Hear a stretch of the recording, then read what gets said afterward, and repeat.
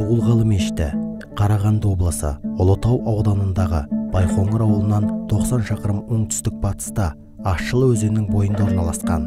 Мешіт Құлмұхаммед Ишан Арыстанбайұлының бастамасымен салынған. Ол жаңа мешіт жобасын Бұқара үлгісімен 9 күмбез етіп жоспарлаған. Құрылыс бетіне әртүрлі ою-өрнектер түсіріліп құйылған. Күйдірілген қызыл кірпіштер пайдаланылған. 24 бөлмеден тұратын мешіт 1902-1906 жылдары салынған. Мешітті салған Бердікей Талпақ деген шебер. 2011 жылы Дулғалы мешіті консервацияланған.